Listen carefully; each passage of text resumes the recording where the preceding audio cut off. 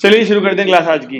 हमारा topic total probability start होना है, जो कि एनसीईआरटी के एक्सरसाइज के हिसाब से देखें तो 3rd नंबर पे है, यानी कि 13.3। मैंने आपसे पहले ही बोला था उस 13.3 में हमारे पास दो एक्सरसाइज हैं, एक टोटल प्रोबेबिलिटी और एक बेस थ्योरम। ये दोनों काफी हद तक सेम है, जैसे कि हमारा कंडीशनल और वो था ना मल्टीप्लिकेशन थ्योरम, एक ही फॉर्मूले से दोनों चीजें बन रही थी। इसी तरीके से ये भी है टोटल प्रोबेबिलिटी और बेस थ्योरम। एक चीज समझ में आएगी, दूसरी उससे जुड़ी हुई ही है फॉर्मूला तो बिल्कुल, लेकिन कभी कभी समस्या आती है क्योंकि जब क्वेश्चन लिखा हुआ आता है ना तो बच्चे जज नहीं कर पाते कि वो टोटल प्रोबेबिलिटी का क्वेश्चन है या फिर बेस थ्योरम का क्वेश्चन है। तो जब उसमें डिफरेंस बताया जाएगा तो ध्यान से समझना। ओके, पहले समझते हैं हम लोग टोटल प्रोबेबिलिटी को। टोटल प्रोबेबिलिटी क्या चीज है, जैसे कि देखिए हमारे को एक ये हो गया हमारा यूनिवर्सल सेट, ठीक है। ये एक इवेंट हुआ ए, ठीक है ना, कोई भी इवेंट हो सकता है ये एक इवेंट ए है। ये अकेला इवेंट जब किसी एक इवेंट E1, किसी एक इवेंट E2, किसी एक इवेंट E3, किसी एक इवेंट E4 सबसे मिला हुआ है, यानी कि अगर हमें ए की प्रोबेबिलिटी निकालनी है तो हम ये देख पा रहे हैं कि ए की probability E1, E2, E3, E4 सबसे प्रभावित हो रही है। देख पा रहे हैं आप लोग, क्योंकि ए और E1 में कुछ ना कुछ कॉमन है कि नहीं है। ऐसी ए और E2 में कॉमन है, ए E3 में भी कॉमन है, ए E4 में भी कुछ ना कुछ कॉमन है। ऐसे केस में इस बीच वाले इवेंट की प्रोबेबिलिटी जब निकालने को कहा जाता है तो उसे बोला जाता है टोटल प्रोबेबिलिटी। किसी एक इवेंट की प्रोबेबिलिटी निकालने को बोली जाए और वो एक इवेंट किसी एक से, दूसरे से, तीसरे से, चौथे से जुड़ा हुआ हो, तब जाके टोटल प्रोबेबिलिटी निकलेगी। क्योंकि अगर आपने किसी एक इवेंट को भी छोड़ दिया, मान लो E4 को कंसीडर करना भूल गए, आप E4 को कंसीडर करना भूल गए, तो आपको लगता है कि आपकी ए की पूरी प्रोबेबिलिटी निकल जाएगी? नहीं निकलेगी, क्योंकि E4 का भी इफेक्ट ए पे है, E4 की वजह से भी ए पे फर्क पड़ रहा है। तो ऐसे केस में जब एक अकेला इवेंट हर तरफ से, यानी कि अलग अलग इवेंट की वजह से अफेक्ट हो रहा हो, तो उस बीच वाले इवेंट की प्रोबेबिलिटी जब भी निकालने को कही जाती है तो उसे टोटल प्रोबेबिलिटी कहा जाता है। और वो कैसे निकाली जाती है, देखिए इस ए की probability, probability of A, probability of A. तो अगर बात कर रहे हैं E1 की, तो पहले आएगा प्रोबेबिलिटी E1 की, फिर आएगी प्रोबेबिलिटी ए की जब E1 हो चुका हो। देख रहे हो, E1 की प्रोबेबिलिटी इनटू ए की प्रोबेबिलिटी जो कि E1 की वजह से अफेक्ट हो रही होगी, ठीक है। ये तो हो गई E1 की, प्लस यही काम करेंगे E2 के लिए, यही काम E3 के लिए, यही काम E4 के लिए। जितने इवेंट एसोसिएट होंगे वो सब प्लस में आते रहेंगे। तो अगर E2 के लिए करें तो probability E2, probability A by E2 plus probability E3, probability A by E3 plus probability E4, probability A by E4 and so on. और भी इवेंट हो सकते हैं इस तरीके से। इसे बोला जाता है टोटल प्रोबेबिलिटी। एग्जाम्पल देता हूं, एग्जाम्पल किताब में अभी थोड़ी देर में आएगा ये। जैसे कि किसी कंपनी में कुछ एम्प्लॉय काम करते हैं, ठीक है। अब एम्प्लॉयज ने क्या करा, कुछ हो सकता है सैलरी का इशू रहा होगा, ऐसा कुछ रहा होगा, तो एम्प्लॉयज ने क्या करा, स्ट्राइक करने का डिसीजन लिया। उनकी सैलरी इंक्रीमेंट नहीं हो रही होगी, बोनस नहीं मिला होगा, जो भी हो सकता है कारण, तो उन्होंने सोचा स्ट्राइक करते हैं। लेकिन आपको एक बात पता होगा, जब स्ट्राइक होती है ना तो हर एम्प्लॉय स्ट्राइक नहीं करता ना, कुछ एम्प्लॉय तब भी काम करते रहते हैं, ठीक है ना। तो ए ले लेते हैं हम लोग, जो बीच में है सेंट्रल में, ए ले लेते हैं टास्क कंप्लीटेड या फिर वर्क कंप्लीटेड को। अब दो इवेंट बनाए मैंने, E1, E2।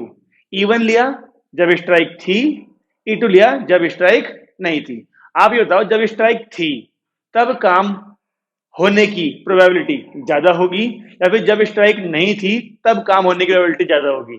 जब स्ट्राइक नहीं थी। लेकिन जब स्ट्राइक थी तब काम होने की प्रोबेबिलिटी जीरो तो नहीं बोल सकते ना, ये कुछ ना कुछ मजदूर तब भी काम कर रहे होंगे जो जरूरतमंद होंगे, क्योंकि स्ट्राइक वही करता है जिसे पता होता है कि निकाल भी दिया तो कोई बात नहीं, दूसरी कंपनी ज्वाइन कर लेंगे। जो डरा हुआ होगा या जो मजबूर होगा, जिसके पास और कोई विकल्प नहीं होगा, वो स्ट्राइक पे जाएगा नहीं। ठीक है भाई, जितनी सैलरी मिल रही है घर तो चल रहा है कम से कम, तो प्रोबेबिलिटी जीरो तो नहीं लगती ना स्ट्राइक होने के बावजूद भी। तो दो इवेंट होंगे, एक स्ट्राइक होने के बाद काम खत्म करने की प्रोबेबिलिटी, एक स्ट्राइक ना होने पे काम खत्म करने की प्रोबेबिलिटी। तो उन्हें इवन इटू ले सकते हैं। तो यहां पर देखो प्रोबेबिलिटी इवन, स्ट्राइक की प्रोबेबिलिटी, इसे क्या बोला जाएगा, ए को काम खत्म हो जब स्ट्राइक थी, ऐसा पढ़ सकते हैं ना इस चीज को। ए हो गया काम खत्म होने की प्रोबेबिलिटी, क्योंकि वो आपसे जो पूछेगा ना वो बताएगा काम को खत्म होने की प्रोबेबिलिटी बताओ कितनी है। अब मैं आपसे ही कहूं अगर काम खत्म होने की प्रोबेबिलिटी बताओ, तो आपके मन में कितनी बातें आएंगी काम खत्म होने के लिए। काम खत्म किस किस केस में कराएंगे आप लोग। आप अगर मालिक हो तो आपके सामने अलग अलग तरह की परिस्थितियां आएंगी, ठीक है। तो काम खत्म होने के लिए आप क्या क्या काउंट करोगे। आप ये बोलोगे नहीं बोलोगे कि जी कंपनी में काम बहुत तेज होता है जब सारे मजदूर काम कर रहे होते हैं, यानी कि स्ट्राइक नहीं होती। जी काम थोड़ा धीरे हो जाता है, कब, जब स्ट्राइक पे होते हैं मजदूर, लेकिन काम होता तो है ही, ठीक है ना। तो काम होने की प्रोबेबिलिटी पूछेगा आपसे वो, तो आप दोनों केस काउंट करोगे जी, जब स्ट्राइक थी तब काम होने की प्रोबेबिलिटी, जब स्ट्राइक नहीं थी तब काम होने की प्रोबेबिलिटी। इन दोनों को प्लस कर दोगे, क्योंकि या तो ये कंडीशन रहेगी या तो ये कंडीशन रहेगी, इसलिए प्लस लगा हुआ है।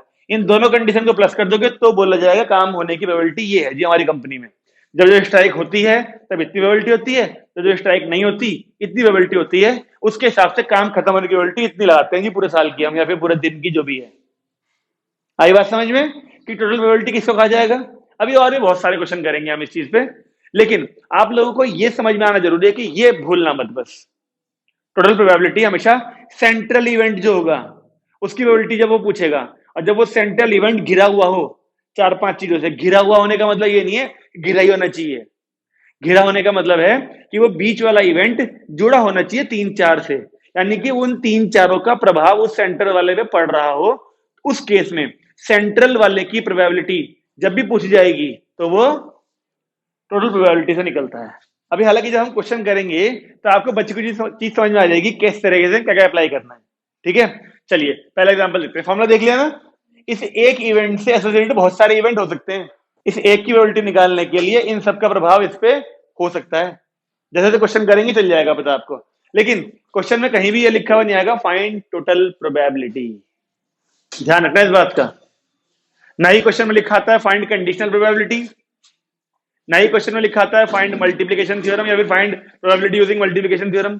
कुछ लिखा हुआ नहीं आता क्वेश्चन के अंदर। क्वेश्चन के अंदर ओनली क्या आएगा, फाइंड दी प्रोबेबिलिटी। बस ये खुद लगाना है अंदाजा कि क्या ये इवेंट तीन चार चीजों से घिरा हुआ है, क्या इस इवेंट के होने से या होने पे बाकी तीन चार इवेंट से प्रभाव पड़ रहा है नहीं पड़ रहा। ओके, जरा किताब निकालिए अपनी सब लोग। मीन वेरिएंस तो पिछली बार था, इस बार के लिए इसी किताब में देख लेंगे जब पहुंचेंगे वहां पर, ठीक है। हाँ भाई जरा वो देखो एग्जाम्पल पेज नंबर 550 पे वो स्ट्राइक वाला एग्जाम्पल ही दिख रहा है, शायद देख रहे हैं। अब केवल क्वेश्चन को पढ़ो और ये देखो जो मैंने बातें बताई थी वैसी चीजें हैं कि नहीं है। इस फिगर को इमेज में ध्यान में रखना। देखो कंस्ट्रक्शन जॉब की बात चल रही है, जब स्ट्राइक है तब के लिए प्रोबेबिलिटी दी होगी, जब स्ट्राइक नहीं है तब के लिए भी प्रोबेबिलिटी दी होगी। एग्जाम्पल नंबर 15 में मैंने ए, E1 और E2 ये तीन चीजें ले ली। अब क्वेश्चन में पढ़ के बताओ क्या उसने construction job completed on time की बात करी नहीं करी, और उसी की प्रोबेबिलिटी पूछ रहा है। देखो तो जिस चीज की प्रोबेबिलिटी पूछते हैं वो बीच में होती है। क्या ये अकेली चीज दो तीन चीजों से घिरी हुई है कि नहीं, यानी कि क्या इस अकेली चीज पे फर्क पड़ रहा नहीं पड़ रहा स्ट्राइक का या स्ट्राइक ना होने का, फर्क पड़ेगा। स्ट्राइक होगी तो जो कंस्ट्रक्शन जॉब है वो टाइम पे थोड़ा लेट हो जाएगी खत्म होने में, स्ट्राइक नहीं होगी तो उसके काम की जल्दी हो जाएगी प्रोबेबिलिटी, थोड़ी जल्दी खत्म हो जाएगा काम वो। तो काम के खत्म होने की प्रोबेबिलिटी पे फर्क पड़ रहा है स्ट्राइक होने या स्ट्राइक ना होने का।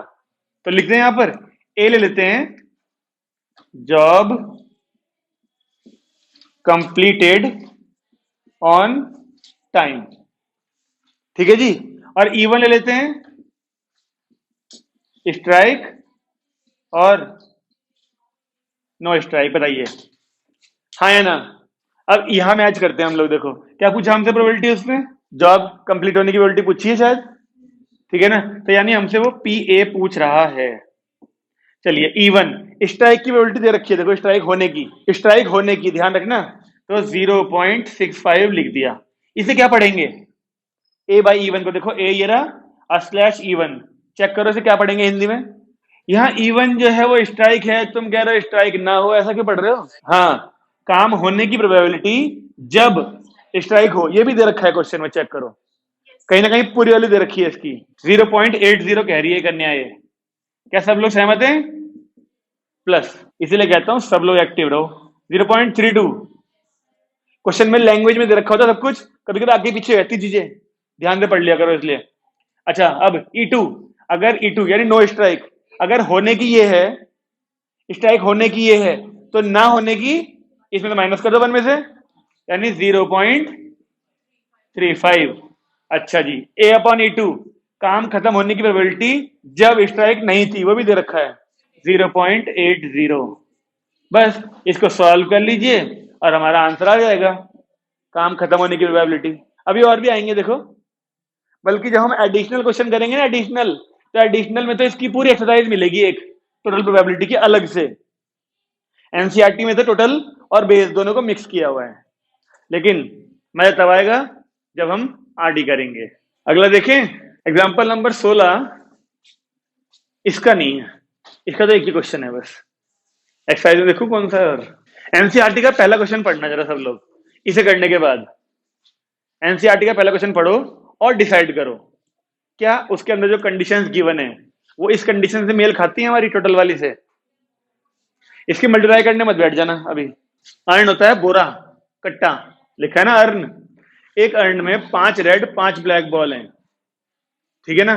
फिर एक बॉल निकाली गई, उसका कलर नोट किया और उसे वापस रख दिया। फिर उसके बाद 2 और बॉलें निकाली गई, जो सेम कलर आर पुट, ठीक है। 2 बॉलें और पुट करी गई, लेकिन कुछ बोला कौन सी, moreover 2 additional balls of the colour drawn, ठीक है। जो बॉल पहले, यानी पहले जिस कलर की बॉल निकली थी उसी कलर की 2 बॉलें और डाली गई उसके अंदर। जैसे मान लो पहले रेड निकली होगी, तो रेड वो तो रखी थी एक तो पहले, फिर 2 रेड और रखी गई उसके अंदर। अगर पहले ब्लैक निकली होगी तो 2 ब्लैक और रखी गई होंगी, ठीक है। फिर ठीक है ना, अब कहता है बताओ प्रोबेबिलिटी क्या है, second ball is red. Second ball is red का क्या मतलब है? ओ एक minute, are drawn put in the urn and then a ball. अच्छा, एक चीज छोड़ दी मैंने, फिर एक बॉल निकाली गई थी, 2 बॉलें पुट करने के बाद भी एक बॉल निकाली गई थी, वो बॉल रेड होगी, इसकी प्रोबेबिलिटी पूछ रहे हैं। अब इसमें कुछ नहीं समझ में आ रहा होगा मेरे ख्याल से तुम्हें कि कैसे इसे इससे कंपेयर कर सकते हैं, या किसी को आ रहा समझ में कि ये टोटल प्रोबेबिलिटी क्वेश्चन हो सकता है। जो चीज पूछी है वो क्या होना चाहिए? ए। चलो एक काम करते हैं, ए को, ये पहला क्वेश्चन है हमारा एक्सरसाइज का। अभी हम टोटल प्रोबेबिलिटी पढ़ रहे हैं तो इसी का क्वेश्चन कर रहे हैं, ठीक है ना। तो पहले क्वेश्चन में ए को क्या लेते हैं, सेकंड बॉल इज रेड, ये बोला ना उसने, ए ले लिया हमने, second ball is red. Okay, अब मुझे सोच के बताओ, सेकंड बॉल इज रेड, क्या इस सेकंड बॉल पे किन्हीं बाहर से 2 इवेंट्स का फर्क पड़ रहा है क्या? सेकंड बॉल रेड हो, इस चीज की प्रोबेबिलिटी पे या किसी एक्सटर्नल इवेंट्स का फर्क पड़ रहा है? यस सर, कैसे बताओ कैसे? अगर उसने ये बोला कि पहले एक बॉल निकाली थी, उसका कलर देखा कौन सी है, वापस रख दी, फिर उसी कलर की 2 बॉलें और डाल दी उसके अंदर, फिर बॉल निकाली जाए, तो तुम्हें नहीं लगता कि उस जो दूसरी बारी में बॉल निकली है उस पर फर्क पड़ा होगा इस बात से कि 2 बॉलें कौन से कलर की डली हैं? इवन ले लेते हैं, इवन लेते हैं, 2 बॉल्स पुट वर रेड, 2 बॉलें रेड पुट हुई होंगी, ठीक है ना। E2 ले लेते हैं क्या, 2 बॉल्स ब्लैक, अगर वो दोनों बॉलें ब्लैक पुट हुई हो तो। अगर हमने कोई चीज गलत लेट कर ली तो फॉर्मूले में वैल्यू पुट करते हुए हमें वैल्यूज नहीं मिलेंगी। ओके, क्या ये बात समझ में आ रही है तुम्हें? समझने की कोशिश करो, जो सेकंड बॉल रेड निकाल रहे हो ना, सेकंड बॉल, वो सेकंड बॉल की प्रोबेबिलिटी पे फर्क पड़ेगा कि जो 2 बॉलें और डाली थी, अगर वो रेड डाली होंगी तो रेड बॉलें बढ़ गई होंगी, ठीक है ना, रेड की प्रोबेबिलिटी बदल जाएगी। अब अगर 2 बॉलें ब्लैक डाली होंगी तब भी रेड की प्रोबेबिलिटी किस तरीके से बढ़ेगी, ऊपर वाली वैल्यू भले नहीं बढ़ेगी रेड की प्रोबेबिलिटी की, लेकिन नीचे वाली वैल्यू टोटल बॉल्स तो बढ़ी गई। तो कुल मिला के रेड बॉल की प्रोबेबिलिटी पे फर्क तो पड़ेगा। सहमत हैं इस बात से? तो आइए देखें प्रोबेबिलिटी ए की, अगर सेकंड बॉल रेड हो इसकी पूछी जाए तो, ठीक है। अब एक एक करके पुट करते हैं। इवन इवन इवन क्या लट किया हमने, देखो जो दो बॉलें पुट करी गई थी वो रेड थी। कब होंगी रेड वो? जब रेड बॉल निकली होगी। तो हम इन दो बॉलों की प्रोबेबिलिटी लिखे इवन को, या इससे पहले वाले इवेंट की प्रोबेबिलिटी लिख दे, बात एक ही है। दो बॉलें रेड तब पुट हुई होंगी जब पहली बारी में बॉल निकली होगी वो रेड होगी। तो रेड की प्रोबेबिलिटी लिख देते हैं ना। बताओ रेड की प्रोबेबिलिटी कितनी बैग में, कितनी कितनी थी? 5 रेड थी और 5 ब्लैक थी। ठीक है जी। अब बताओ, तो मैं दो बॉलें रेड होने की प्रोबेबिलिटी नहीं निकाल रहा हूं यहां पर, दो बॉलें रेड होने की प्रोबेबिलिटी नहीं निकाल रहा हूं मैं लिख रहा हूं किस चीज की? जिसकी वजह से ये हुआ। अब वजह क्या थी? इससे पहले रेड निकली होगी पक्का, तभी ये वाला काम हुआ होगा। तो रेड बॉल निकालने की प्रोबेबिलिटी कितनी आई होगी? इनटू। बात समझ में आई? जब एक रेड बॉल निकली होगी, हमने देखा रेड है, उसे वापस रख दिया उसके अंदर, हमने दो रेड और डाल दी, दो रेड और डालने के चक्कर में रेड हो गई होंगी अब 7, और ये तो 5 ही रही होंगी। अब पढ़ो यहां पर A by even. Second ball red निकली, यानी कि जो दोबारा जब दो बॉलें पुट कर दी उसके बाद फिर से बॉल निकाल रहा हूं मैं, वो रेड है, जबकि दो रेड डल चुकी होंगी, है ना। तो अब रेड कितनी हो चुकी हैं? 7 अपॉन 10, क्यों 12। ये समझ में आया? ए अपॉन इवन कैसे ढूंढा हमने? ए प्रोबेबिलिटी है किस चीज की? जो दूसरी बॉल निकाल रहे हैं बॉल रेड होगी, जबकि इवन हो चुका होगा। इवन हो चुका होगा इसकी वजह से अब ये 5 की 7 हो गई होंगी, इसलिए 7/12।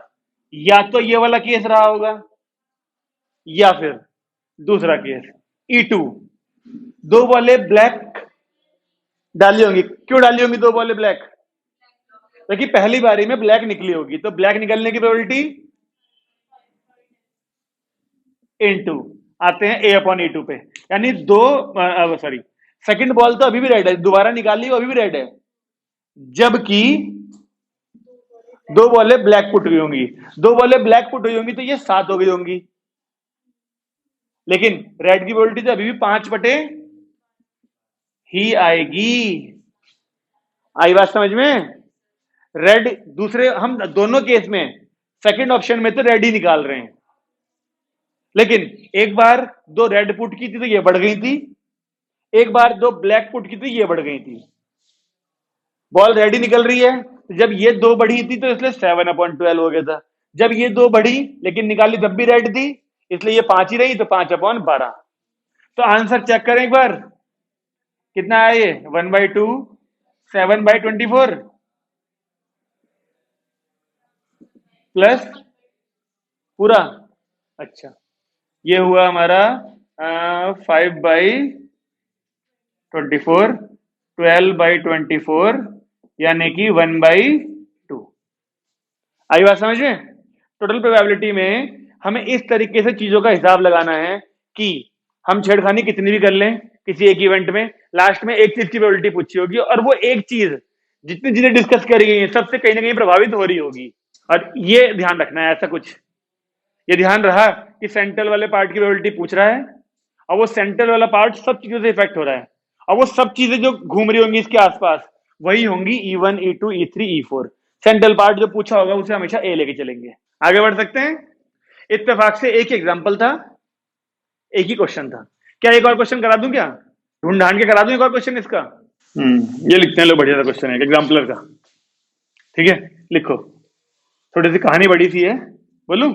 केवल ना ऐसे लिख दो, इस तरीके से लिखो। ऐसे लिखिए, बैग 1 में हमारे पास 3 रेड बॉल हैं, एक ही ऑप्शन है बैग 1 में बस 3 रेड बॉल। बैग 2 में हमारे पास 2 रेड और 1 व्हाइट बॉल है। बैग 3 में हमारे पास 3 व्हाइट बॉल है। इस तरीके से लिख लीजिए। ओके, 3 तरह के बैग हैं, उनमें ये बॉल हैं कुल मिला के। लिखिए आगे थोड़ी सी कहानी। द प्रोबेबिलिटी दैट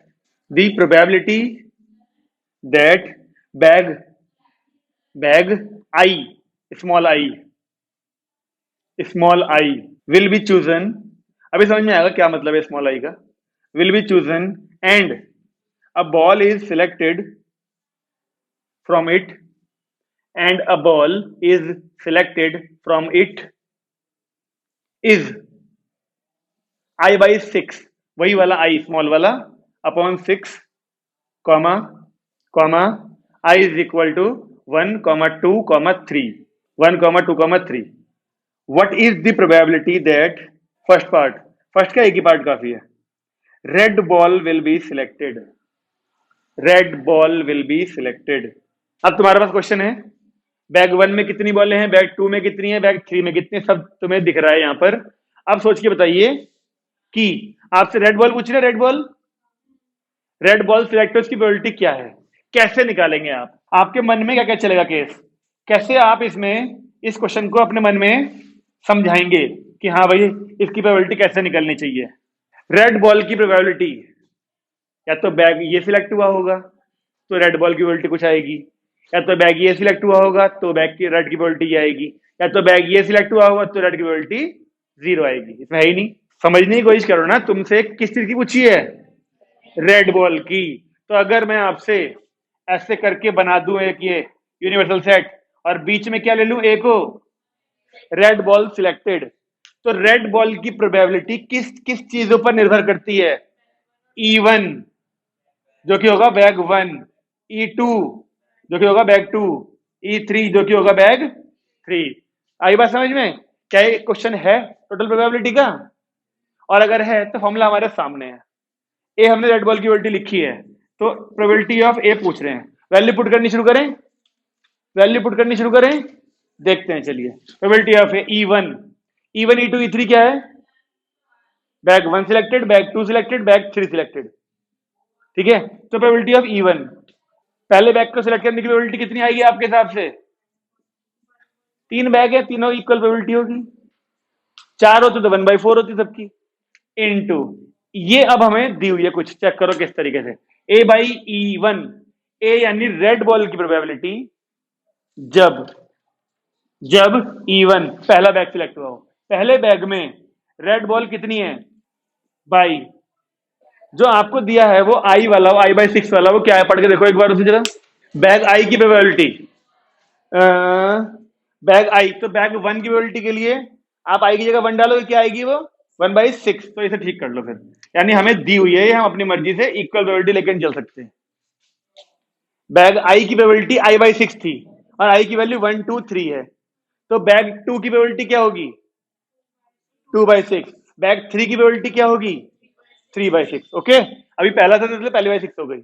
अब इसकी प्रोबेबिलिटी बताओ, रेड बॉल जब बैग 1 सिलेक्ट हुआ हो, रेड बॉल बैग 1 में कितनी है, और रेड ही है, तो तो तो श्योर इवेंट कहते हैं ना इसे. मैंने पूछा आपसे बैग 1 सिलेक्ट होगा तो रेड बॉल की प्रोबेबिलिटी क्या है, श्योर इवेंट, क्योंकि बैग 1 के अंदर रेड बॉल है तो रेड ही निकलेगी, तो श्योर कहते हैं ऐसे को.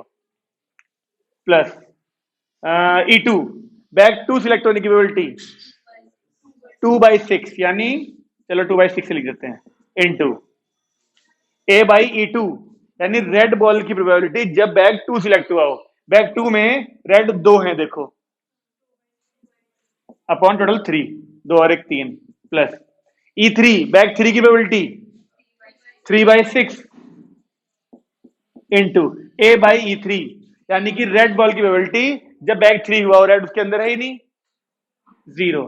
तो कुल मिला के आंसर बताओ कितना आ गया, 7/18. यस, चल गया पता क्या हो रहा है टोटल प्रोबेबिलिटी में. टोटल प्रोबेबिलिटी उस प्रोबेबिलिटी को कहते हैं जो कि हर संभावनाओं से होकर गुजर रही है, यानी कि 50 तरह के बैग हैं, उनमें अलग अलग तरह की बॉल हैं, और फिर आपसे किसी एक तरह के बॉल की प्रोबेबिलिटी पूछ ले, किसी एक तरह की बॉल की प्रोबेबिलिटी पूछ ले, तो आपको कंफर्म ही नहीं है भाई, क्योंकि 50 बैग थे तो हर बैग के अंदर वो जो बॉल आपने रेड बॉल निकाली, जो भी निकाली है, 50 बैग थे तो हर बैग के अंदर रेड बॉल की प्रोबेबिलिटी अलग अलग होगी, तो आपको वो सारी प्रोबेबिलिटी जोड़नी पड़ेगी. पहले बैग में ये प्रोबेबिलिटी रेड की, दूसरे में ये रेड की, तीसरे में ये रेड की, इस तरीके से 50 के 50 बैग की प्रोबेबिलिटी जोड़नी पड़ेगी, तब आपको जाके कहीं सारे इवेंट्स में रेड बॉल की प्रोबेबिलिटी मिलेगी, और इसीलिए उसको टोटल प्रोबेबिलिटी यानी बीच में जो होता है ए कहा जाता है, क्योंकि वो सारे इवेंट से जुड़ी हुई होती है अकेली प्रोबेबिलिटी. आ रही है बात समझ में? आगे बढ़ सकते हैं? ठीक है, अगला टॉपिक लिखिए, बेस थ्योरम। स्पेलिंग देख लेना ध्यान से, किताब में लिखी है तुम्हारे पास, BAYES, हटा थोड़ी है, बेस थ्योरम, BAY और फिर एपोस्ट्रोफी S, कैपिटल में लिख लेना तुम लोग बस। ठीक है जी, बेस थ्योरम, इसके क्वेश्चन आने की संभावना यानी प्रोबेबिलिटी सबसे ज्यादा होती है एग्जाम में बेस थ्योरम की। ठीक है, और इसका क्वेश्चन आसान भी बहुत होता है, इसका क्वेश्चन आसान भी बहुत होता है। अब एग्जाम्पल के तौर पे हम पिछले वाले की ही बात कर लेते हैं एग्जाम्पल की। पिछले क्वेश्चन में क्या था, 3 बैग थे, सुन रहे हो, 3 बैग थे, तीनों में व्हाइट और रेड बॉल्स थी कुछ कुछ, हमसे रेड बॉल की प्रोबेबिलिटी पूछ ली और हमें यह बताया नहीं कि कौन से बैग से पूछ रहा है, क्योंकि वो रेड बॉल से पूछी, उसने रेड बॉल की प्रोबेबिलिटी पूछी, तो हमें जितने बैग थे सारे खोलने पड़ेंगे एक एक करके। पहले बैग से रेड की प्रोबेबिलिटी इतनी हुई, दूसरे से रेड की प्रोबेबिलिटी इतनी हुई, तीसरे बैग में रेड की प्रोबेबिलिटी इतनी हुई, सबको जोड़ना पड़ गया, क्योंकि उसने हमसे केवल रेड बॉल की प्रोबेबिलिटी पूछी थी। क्या होता अगर वो हमसे बोल देता रेड बॉल की प्रोबेबिलिटी बताओ, जबकि बैग 2 सिलेक्ट हुआ हो? नॉर्मली आई थी। जब वो हमसे बोल देता कि रेड बॉल की प्रोबेबिलिटी बताओ जब बैग 2 सिलेक्ट हुआ हो, तो उधर इतने सारे केस निकाले थे टोटल वाले। प्रोबेबिलिटी के फॉर्मूले में क्या होता है, फेवरेबल अपॉन टोटल होता है फॉर्मूला यही। तो जो अपॉन में टोटल वाली वैल्यू होती है फॉर्मूले में, तो टोटल वाली तो वही आएगी जो हमने पिछले वाले क्वेश्चन में निकाल ली थी अभी, 7/18 आया था ना आंसर। फॉर्मूले का अपॉन वाली वैल्यू 7/18 ही आएगी, लेकिन ऊपर उन 3 केसेस में से एक इवन वाला केस था, एक E2 वाला था, एक E3 वाला था। फॉर्मूले में फेवरेबल हो जाएगा E2 वाला केस बस, जो पूछा गया है हमसे। जब उसने हमसे कुछ नहीं कहा, केवल रेड बॉल की प्रोबेबिलिटी निकाली, तो हमें सारे केस एक एक करके जोड़ने पड़ गए थे। लेकिन जब वो उन सारों में से किसी एक की प्रोबेबिलिटी पूछ ले हमसे कि रेड बॉल तो निकली, लेकिन बताओ वो बैग 2 से सिलेक्ट हुई हो, वो बैग 2 से निकली हो, बताओ प्रोबेबिलिटी, तो आप बैग 2 वाले केस को ऊपर लिख लो फॉर्मूले में, और अपॉन क्या चलेगा, टोटल प्रोबेबिलिटी जो अब तक पढ़ रहे थे हम, बैग 1 वाली प्रोबेबिलिटी, बैग 2 वाली प्रोबेबिलिटी, बैग 3 वाली, कुछ भी नहीं है बेस थ्योरम में। तो टोटल प्रोबेबिलिटी, मैंने कहा था ध्यान से सुनना जब अंतर बताऊंगा, टोटल प्रोबेबिलिटी और बेस थ्योरम में केवल एक ही अंतर है। टोटल प्रोबेबिलिटी और बेस थ्योरम में केवल एक ही अंतर है, क्या? टोटल प्रोबेबिलिटी में अगर 50 बैग हैं तो 50 के 50 की संभावनाएं प्लस करनी पड़ेंगी, क्योंकि रेड बॉल पहले में से इस प्रोबेबिलिटी से निकली, दूसरे में से इस प्रोबेबिलिटी से निकली, तीसरे में से इस प्रोबेबिलिटी से निकली, चौथे में से इस प्रोबेबिलिटी से निकली, सब प्लस करनी पड़ेंगी। लेकिन बेस थ्योरम में वो हमसे टोटल प्रोबेबिलिटी नहीं पूछता, वो हमसे कई एक उन 50 में से किसी एक बैग वाले की प्रोबेबिलिटी पूछता है। तो वो एक बैग वाली जो 50 केस थे ना नीचे, उन 50 केस में से वो एक केस ऊपर आ जाता है, फेवरेबल आउटकम, अपॉन नीचे वो 50 के 50 आते हैं जो टोटल प्रोबेबिलिटी में हम लोग पढ़ रहे थे। और कुछ अंतर नहीं है बेस थ्योरम में और टोटल प्रोबेबिलिटी में। बात समझ में आई? आप जब इसके क्वेश्चन पढ़ोगे ना बेस थ्योरम के, तो कोई अंतर नहीं मिलेगा। जैसी चीजें टोटल प्रोबेबिलिटी में गिवन होती हैं, ऐसी इसमें गिवन होती हैं। बस टोटल प्रोबेबिलिटी में वो पूछता है find the probability of red ball, बस बोल के चुप हो गया। अब वो हमारी टेंशन है रेड बॉल किस किस बैग के अंदर थी, सबकी प्रोबेबिलिटी जोड़ो और लिखो टोटल में। लेकिन find the probability of red ball when bag 2 was selected, अब ये क्वेश्चन बन गया बेस थ्योरम का, क्योंकि उसने बैग भी मेंशन कर दिया। अगर वो बैग मेंशन नहीं करता है, केवल रेड बॉल की प्रोबेबिलिटी जो जबकि सबके बैग के अंदर थी, तो सारी निकालनी पड़ेंगी, सारी जोड़नी पड़ेंगी, कि हमें पता ही नहीं कौन सा बैग पूछा उसने। लेकिन अगर वो कहता है बैग 2, तो भैया ऊपर बैग 2 की आएगी फेवरेबल, और नीचे सारी प्रोबेबिलिटी आएंगी 50 के 50 बैग की। अंतर समझ में आ गया बेस थ्योरम टोटल प्रोबेबिलिटी में? यही कारण है कि ये एक्सरसाइज के क्वेश्चन दोनों इकट्ठे दिए गए हैं। ऐसा एग्जांपल दिखाऊं जो काफी हद तक सेम होगा, लेकिन उसमें बैक बॉल के साथ में बैक भी बोल दिया, बैक 2 वाज सिलेक्टेड। देखो यही देख लो, सबसे पहला एग्जांपल बेस थ्योरम का, एग्जांपल नंबर 16। जरा बताओ बैग 1 में कितनी बॉल है, कौन कौन सी हैं? ओके, बैग 2 में यहां तक कोई अंतर नहीं है। आगे बताओ क्या कहा गया उसमें, फिर नहीं मिला, रेड है, बस यहां तक होता। अगर बैग से बॉल निकाली और वो रेड है, बताओ रेड की प्रोबेबिलिटी क्या है, इतना पूछा होता तो वो क्वेश्चन होता टोटल प्रोबेबिलिटी का, क्योंकि रेड बॉल की प्रोबेबिलिटी इससे भी निकालनी पड़ती और इससे भी निकालनी पड़ती। बात समझ में आई? लेकिन इस बार रुका नहीं वो, उसने बोल दिया कि रेड बॉल निकाली, बताओ बैग 2 से निकली हो क्या प्रोबेबिलिटी है इसकी। तो इसने बता दिया ना कि उन 50 बैग इसमें से कौन से वाले की प्रोबेबिलिटी तुम्हें बतानी है, 2 की। तो 2 वाला केस ऊपर आएगा और अपॉन में सारे। बात समझ में आ रही है? देखो बेस थ्योरम और टोटल प्रोबेबिलिटी को समझना बहुत जरूरी है। उम्मीद करूंगा समझ में आएगी बात क्या चल रही है, कंपैरिजन कैसे होगा। चलिए देखें। तो अब हम वही चीज बनाएंगे फिर से, E1 E2 और वो जो ए जो पूछा होता है। तो E1 bag 1 selected, E2 bag 2 selected, और ए कौन सी बॉल थी, रेड। ठीक है जी। अब अगर मैं आपसे कहूं कि इस तरफ बताओ मुझे क्या है, मैं बेस थ्योरम का फॉर्मूला नहीं लिखवा रहा तुम्हें, बेस थ्योरम का मैं अलग से फॉर्मूला नहीं लिखवा रहा, क्योंकि मैंने तुम्हें समझा दिया कि बेस थ्योरम कैसे करनी है। जो टोटल प्रोबेबिलिटी वाले केस होते हैं नीचे, उन्हीं का एक केस ऊपर आता है जो पूछा गया होगा। अब मुझे बताओ अपॉन में क्या क्या वैल्यू लिखी जाएंगी, पहले टोटल प्रोबेबिलिटी लिख दें अपॉन में, बताओ पहले क्या आएगा ना, लैंग्वेज बताओ, लैंग्वेज में वो फॉर्मूले में क्या क्या लिखो यहां पर टोटल प्रोबेबिलिटी वाली केस, E1 और E2, ये तो आएगा अपॉन में टोटल प्रोबेबिलिटी, दो ही बैग तो थे। अब ऊपर कौन सा केस आएगा इसमें से, बैग 2 वाला, यानी ये पूरा केस ऐसे का ऐसा यहां भी आ जाएगा। इधर क्या होगा फिर, देखो पढ़ के क्या चीज है, बैग 2 सिलेक्ट हुआ हो जबकि रेड बॉल निकली, ये तो पूछा उसने, देखो पढ़ के देखो क्या पूछा उसने, बैग 2 की प्रोबेबिलिटी बताओ, रेड बॉल की नहीं पूछी उसने इस बार, बैग 2 की प्रोबेबिलिटी बताओ जबकि रेड बॉल निकली हो। बात समझ में आ रही है? बैग 2 से सिलेक्ट हुई पूछी ना इस बार, तो बैग 2 से रेड बॉल की प्रोबेबिलिटी। ओके, सारी वैल्यू तो पता होंगी देखो हमें क्वेश्चन में। E2 E1 E2 दो बैग है ना, दो बैग हैं। जैसे पिछले वाले क्वेश्चन में 3 तरह के बैग थे, तो हम तीनों की प्रोबेबिलिटी 1/3 1/3 1/3 लेके चल रहे थे। जब तक आपको इन 2 या 3 इवेंट जो होते हैं इनकी प्रोबेबिलिटी अलग से ना दी गई हो, तो आप इक्वल रखा करो। जैसे अभी 2 बैग हैं केवल, तो दोनों को सिलेक्ट करने की प्रोबेबिलिटी बराबर 1/2 1/2, 3 हो तो 1/3 1/3 1/3, 4 हो तो 1/4 1/4 1/4। अगर क्वेश्चन में दे रखी हो बैग सिलेक्ट करने की प्रोबेबिलिटी, तो फिर हम ये काम नहीं करेंगे, हम वही पुट कर देंगे जो क्वेश्चन में दे रखी होंगी। अभी हमें कुछ नहीं दिया, तो बैग 2 की भी 1/2, A/E2 पढ़ के बताओ, रेड बॉल जबकि बैग 2 सिलेक्ट हुआ हो, बैग 2 में रेड कितनी है, E2, एक ही बात है, चल तो इसमें शुरू कर दिया, E2 5/, और अपॉन में ये वाली वैल्यू यहां तो आएगी आएगी 1/2 इंटू 5/11 लिख ही दिया।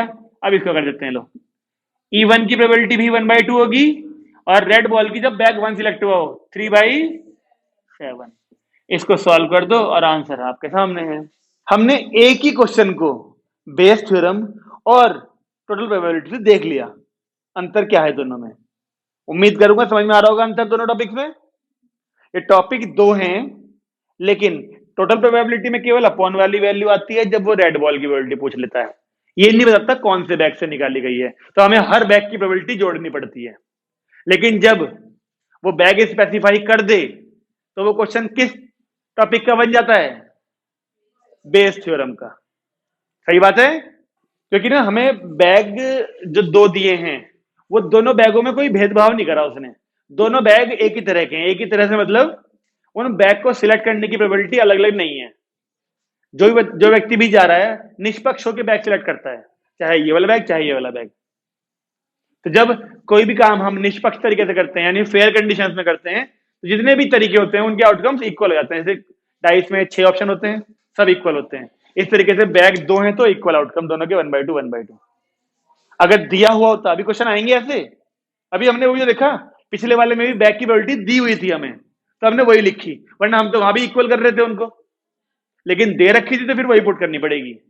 बताइए कोई समस्या है यहां तक? अगला एग्जांपल करें। अब बेस थ्योरम के बहुत सारे क्वेश्चन करने वाले हैं आज हम, टाइम बिल्कुल सही है, पूरी एक्सरसाइज निपट जाएगी आज ही हमारी। ठीक है जी, चलो अगला पढ़ो एग्जांपल। पेज मत पलटना, ठीक है ना? पूरा क्वेश्चन उसी पेज पे है, देखो। हटा दो उसको, पढ़िए तसल्ली से और बताइए कि E1 E2 E3 E4 या फिर A B C D जो भी लेट करते हैं वो चीजें क्या क्या होनी चाहिए। कुछ समझ में आ रहा है क्या? क्या है क्वेश्चन की भूमिका, जरा समझाइए मुझे। तो 3 बॉक्स हैं, अब 3 बॉक्स में क्या करना चाहिए फिर मुझे? बॉक्स 1 बताओ क्या है इसके अंदर, और अच्छा यहाँ कुछ नहीं है, और दोनों सिल्वर,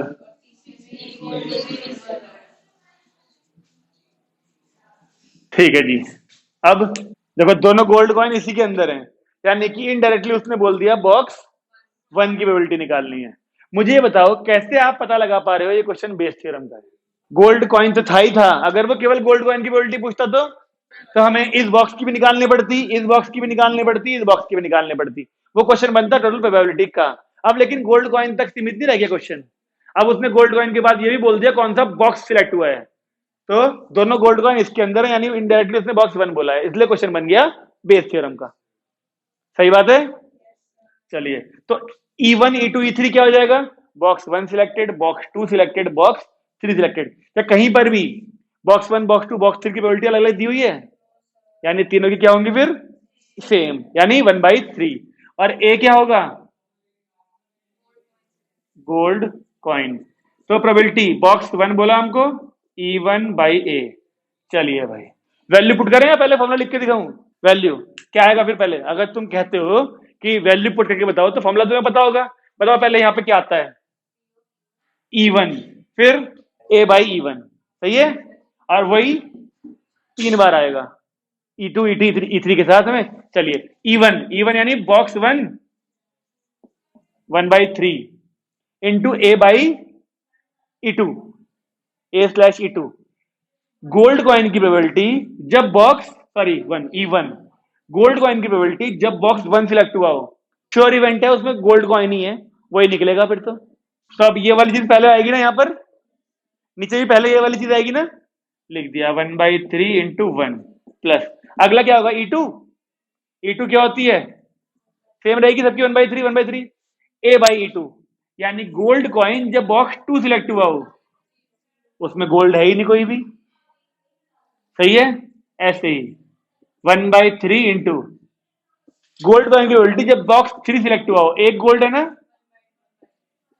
तो आंसर देख लो कितना आया, 3 कट गया, 1/1 प्लस 1 यानी 1/2,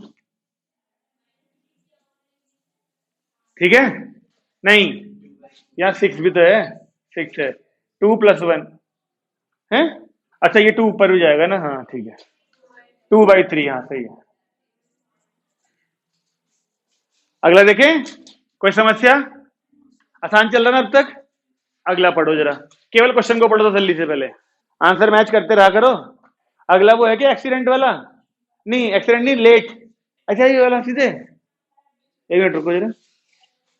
अच्छा मेरे में भी वही है, लेकिन हम पहले वो नहीं कर रहे अभी, हम वैसे कर भी सकते हैं। चलो ठीक है, पढ़ लो इसे, इसे ही पढ़ लो, जानकारी तो पहले से तुम्हें बहुत है, एक बारी में समझ नहीं आएगा कितनी जानकारी हो तुम्हें पहले से, ध्यान से पढ़ना इसलिए। नितिकांक्षा कह रही क्या आफत है ये क्वेश्चन में इतना सारा डेटा दिया हुआ है, क्या तुम्हें पता चल रहा है कौन सा डेटा किस चीज का है? समझ में आ रहा कुछ कुछ आ रहा है? एक बारी में तो आता ही नहीं, मैंने कहा तुम्हें पहले ही। भले तुम लोग कोरोना के बाद वाले हो, लेकिन तब भी तुम इस क्वेश्चन को कोरोना से कंपेयर नहीं कर सकते। करूँ करूँ कंपेयर इस, हाँ इस क्वेश्चन को कोरोना से कंपेयर करते हैं, ठीक है। कुछ साल पहले, 2 साल पहले कोरोना नाम की बीमारी आई थी, हाँ हाँ 21 में भी चल रही थी ना वो, तो 2 साल पहले 3 साल पहले कोरोना नाम की बीमारी आई थी, और उस बीमारी ने कुछ ऐसा हाहाकार मचाया था कि जब इंसान टेस्ट कराता था, अगर कोरोना उसको पॉजिटिव दिखाया जाता था, कोरोना पॉजिटिव है व्यक्ति, तो उसके पैरों तले जमीन खिसक जाया करती थी, और आसपास के सारे लोग भाग जाया करते थे, उसे आइसोलेट कर दो और ये कर दो वो कर दो, इसका मरना तय है ऐसा कुछ था, ऐसा ही कुछ एचआईवी वाले क्वेश्चन भी होता है। एचआईवी बस ये है कि स्प्रेड संक्रमित नहीं होता है ना, लेकिन वो तो सांस लेने से फैल रही थी बीमारी, इसलिए उस व्यक्ति को बिल्कुल ही अलग कर दे रहे थे। ठीक है, तो देखो किस तरह से इस क्वेश्चन को हम कोरोना से कंपेयर कर सकते हैं। होता क्या था, जैसे उस टाइम पर एक्सेस अमाउंट में टेस्ट हो रहे थे, एक्सेस अमाउंट में। अब जब एक्सेस अमाउंट में टेस्ट होते हैं तो गलतियां भी होती हैं। एक्सेस अमाउंट में कोई भी काम होगा तो गलतियां होने के चांसेस बढ़ जाते हैं उसमें, चाहे वो इंसान करे चाहे वो मशीन करे। मशीन को भी तुम्हें पता होना चाहिए कुछ कुछ टाइम बाद ना कैलिब्रेशन की जरूरत पड़ती है। अब ये कैलिब्रेशन नाम की चीज क्या होती है पता किसी को? Calibration zero, zero set. हम कभी वजन नापा तुमने वेट मशीन में? हमेशा बोलते हैं ना पहले कि वजन ऐसे खड़े होने से पहले उसका जीरो सेट करो, दबा दबा के, एक बटन होता है उस पर। एनालॉग वाली की बात कर रहा हूँ, डिजिटल वाली की नहीं कर रहा, है ना। एनालॉग, क्योंकि वो अपने आप ही थोड़ा सा खिसक जाती है सुई उसकी, उसे दबा दबा के जीरो को सेट करते हैं, जीरो पे आ जाए 3-4 बार करके फिर खड़े होते हैं, वो एक्चुअल हमारा वेट होता है। तो जो बार बार उसका सुई या निडल हल्की सी आगे या पीछे खिसक जाती है ना, वो बोलते हैं उसमें एरर आ गया, एरर। अब उस केस में आपने वजन नापोगे तो 2-3 किलो फालतू या 2-3 किलो कम दिखाएगा, नहीं दिखाएगा? उस चीज को ठीक करना कैलिब्रेशन कहलाता है। कैलिब्रेशन होता है जीरो सेट करना।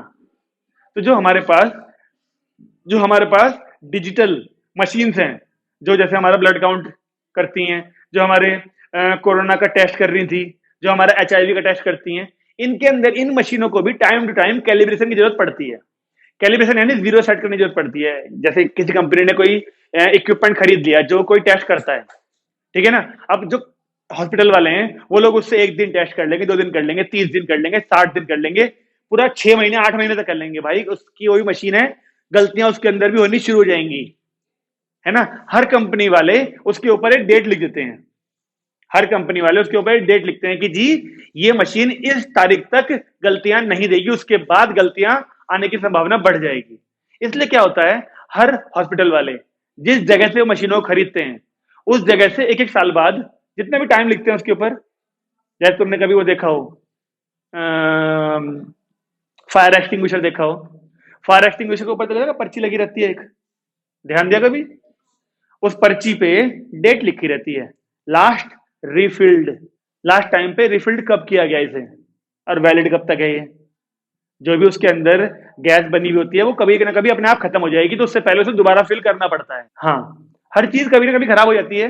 एक्सपायरी डेट तो उसके ऊपर भी लिखी रहती है, दवाइयों के ऊपर। यूज ना करो तब भी तो खराब हो ही जाएंगी कुछ टाइम बाद।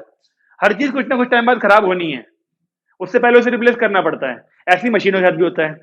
जो सर्विस इंजीनियर होता है वो जिस दिन कैलिब्रेशन करके जाएगा उसी दिन अगली चेकिंग की, यानी अगली बार जब वो दोबारा आएगा उसकी डेट लिख जाएगा पहले ही कि जी हमारा कैलिब्रेशन तब तक वैलिड है। अगर इसके बीच में खराब होती है, गलत ये रिजल्ट दिखाती है, तो हम फ्री में ठीक करेंगे इसे आके, ठीक है ना। तो इसे कैलिब्रेशन कहते हैं। ऐसी ही गलतियां कोरोना के टाइम पे भी हो रही थी। ऐसा कोई मरीज जो स्वस्थ हो, ऐसा कोई मरीज जो स्वस्थ हो, उसने कोरोना टेस्ट कराया और उसका कोरोना पॉजिटिव आ गया, बेचारा खड़े खड़े बीमार हो जाएगा वो तो। वही तो बता रहा हूं, एक स्वस्थ आदमी जिसका जबरदस्ती कोरोना टेस्ट करा गया और उसका कोरोना पॉजिटिव आ गया, जितना भी वो स्वस्थ होगा, जितना भी एनर्जेटिक फील कर रहा होगा, वो बेचारा खड़े खड़े बीमार हो जाएगा वो, ठीक है ना, सबकी नजरों में, भले वो कितना स्वस्थ हो।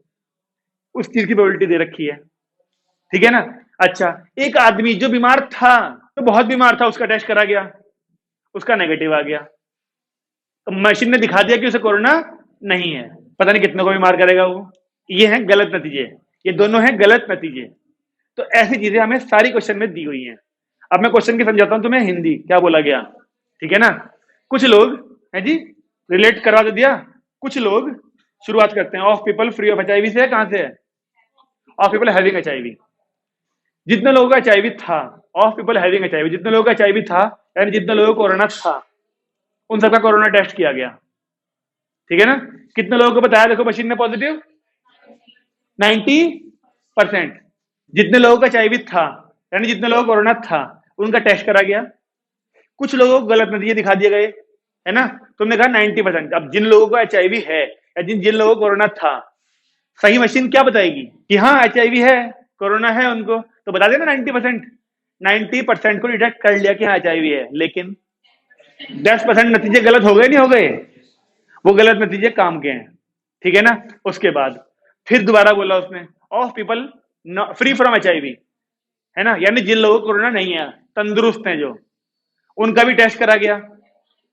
99% गो अनडिटेक्टेड, यानी कि हाँ नेगेटिव, यानी जिनको एचआईवी नहीं था, जिनको कोरोना नहीं था, 99 को भी कह दिया कि तुम स्वस्थ हो, लेकिन 1% के प्राण ले लिए ना उनने, मशीन ने 1% को तो कह दिया ना मशीन ने तुम्हें है, जो ठीक थे उन्हें भी कह दिया 1% को कि तुम्हें एचआईवी यानी कोरोना, दोनों बराबर थी बीमारी मान लो।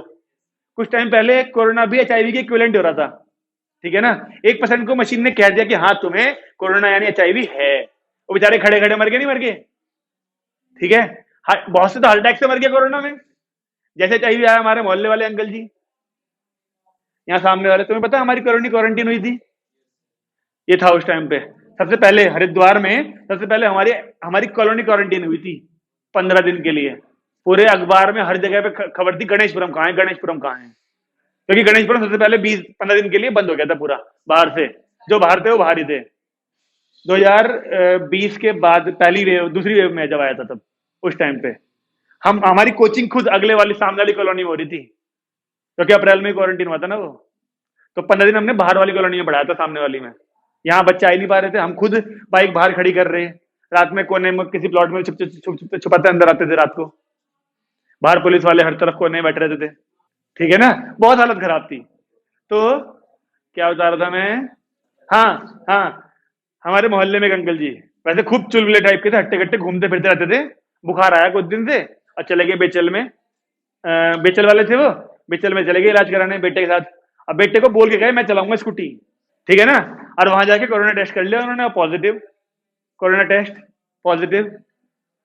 फिर उस अस्पताल से यानी बेचल से मेट्रो ले जा रहे थे, मेट्रो सिटगुल में जो हॉस्पिटल, बेचल से मेट्रो जाने में 15-20 मिनट लगते बस, उस 15-20 मिनट में हार्ट अटैक आ गया उन्हें, और यहाँ तक खुद लेके गए थे स्कूटी।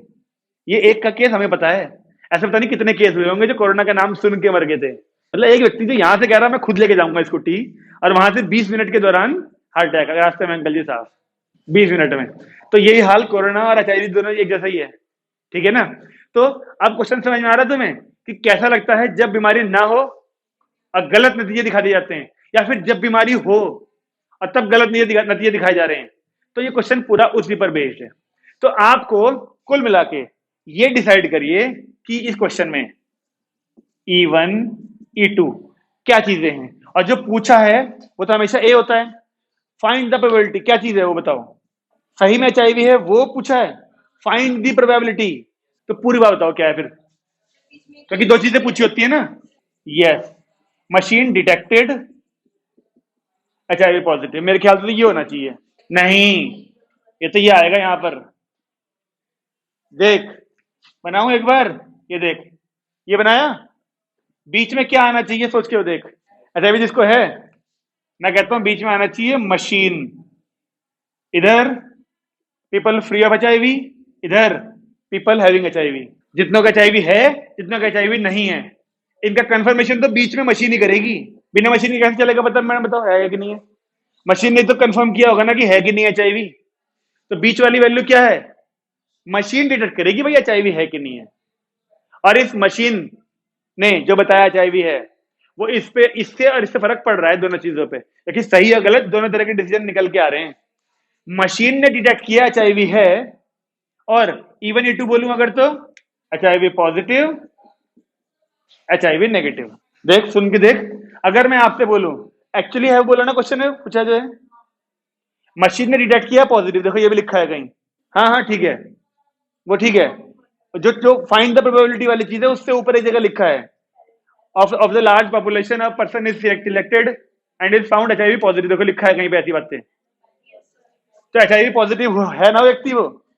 अब तुम बताओ, इतनी बड़ी आबादी में से एक व्यक्ति को पकड़ा और वो व्यक्ति HIV पॉजिटिव था, तुम बताओ क्या जरूरी है उसका HIV होगा, सोच के बताओ।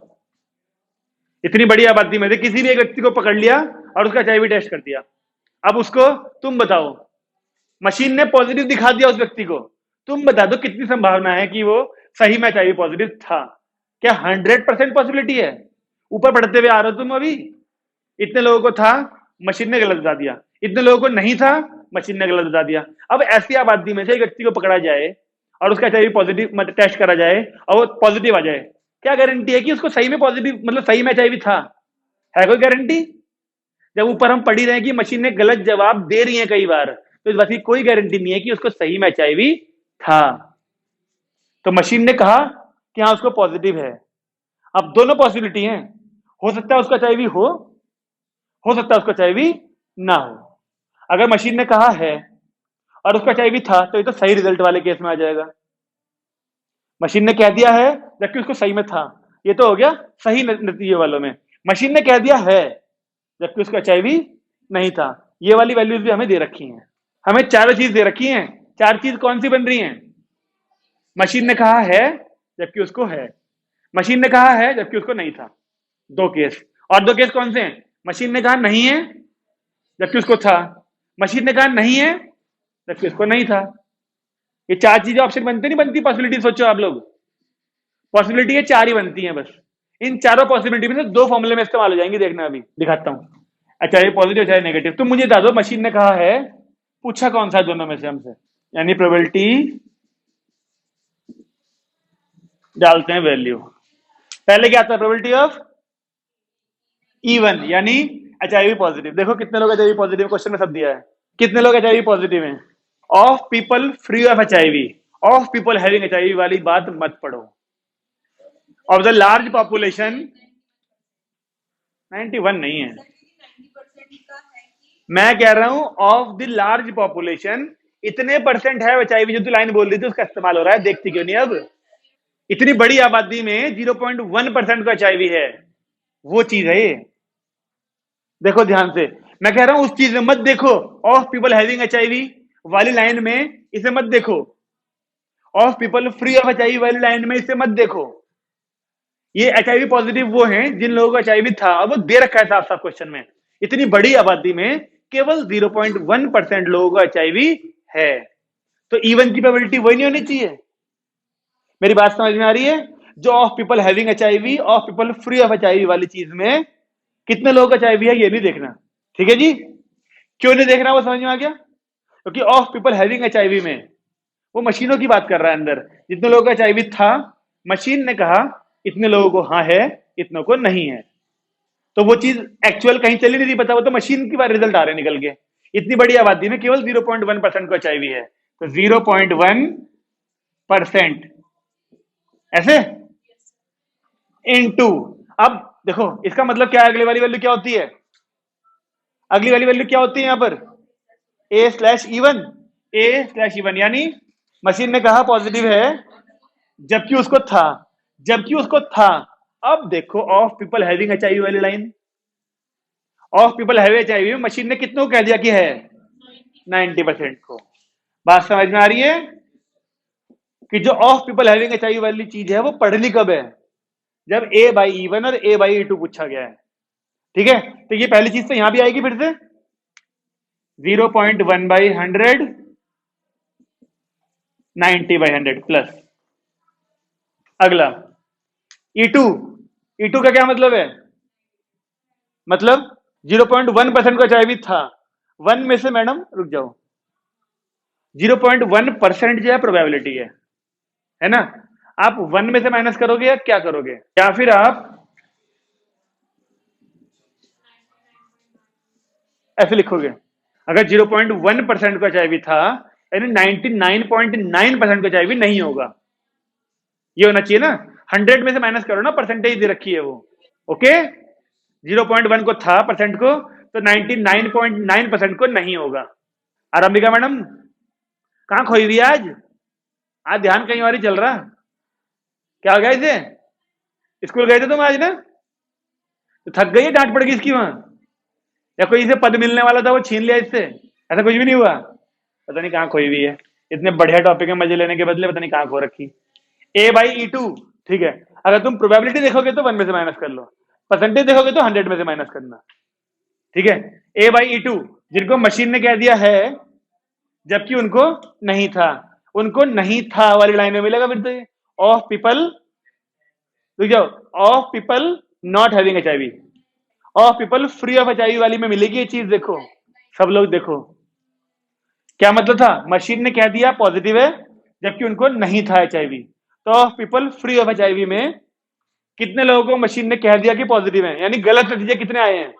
तुम अभी 90 कह रहे थे, इसलिए कह रहा हूं ध्यान से पढ़ो भाई, फिर आंसर नहीं आने का फिर तुम दोबारा दोबारा करवाओगे। ए बाई ई टू, पढ़ यहां पर ए क्या है, मशीन ने कहा पॉजिटिव है जबकि उनको नहीं था। तो of people free of HIV में, एक बात बता, मशीन ने कह दिया आपको एचआईवी पॉजिटिव है लेकिन आपको एचआईवी नहीं था, तो गलत हुआ ना रिजल्ट ये। तो of people free of HIV में गलत वाले देखो ना कितने हैं, 1%, यानी 1/100। इससे पूरी वैल्यू सॉल्व करने पर आंसर आ जाना चाहिए। ये एचआईवी वाला क्वेश्चन हर बार बहुत देर लगवाता है, क्योंकि इसके अंदर बहुत सारी चीजें ना कॉम्प्लेक्स हैं। अभी ऐसा क्वेश्चन एक्सरसाइज में भी आएगा एक, चला पता, पता चला। अब सॉल्व कर लो, आंसर देख लो कितना आएगा, सारे 100 कट जाएंगे। आंसर देख लो कितना आएगा, जल्दी कर लो, एक आध क्वेश्चन और हो जाएगा। अभी फैक्ट्री वाला कर लेते हैं, 19 वाला। इस क्वेश्चन को घर जाके दो दो तीन तीन बार करना, इस क्वेश्चन को घर जाके दो दो तीन तीन बार करना, तब जाके थोड़ी सी दोस्ती होगी इस क्वेश्चन से। हटाओ इसे। चलिए अगला पढ़ लिया, देखिए पेज मत पलट, वैसे तो यही सॉल्यूशन नहीं है, ठीक है। अगला क्वेश्चन पढ़िए और बताइए कुछ समझ में आ रहा है क्या। आज मंदिर वाले मेहरबान है हम पे, माइक ऑन करने का अब तक। समझ में आ रहा है क्या, ऐसे बैठ गए तुम तो जैसे पता नहीं क्या आराम कर रहे। अच्छा जी कहाँ देख रही हो उधर को, समझ में आ गया क्या। एक फैक्ट्री में जो कि बोल्ट बनाती है, 3 तरह की मशीनें हैं, ए बी सी, जो कि मैन्युफैक्चर। ए मशीन जो बनाती है 25% बनाती है, बी 35% और सी 40% बनाती है बोल्ट, ठीक है। फिर कहते हैं उनके आउटपुट में 5-4-2% जो है वो डिफेक्टिव बोल्ट बनते हैं। डिफेक्टिव है ना, ठीक है। कोई भी मशीन हो, एक या कोई भी मशीन हो, कभी भी 100% एफिशिएंसी नहीं दिखा सकती कोई चीज, वो तो आइडियल कंडीशन होती है ना।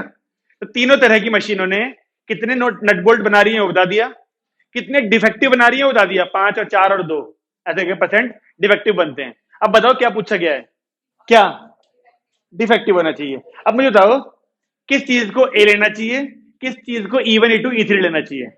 ए है डिफेक्टिव, क्योंकि डिफेक्टिव ही वो चीज है जो सेंटर में है।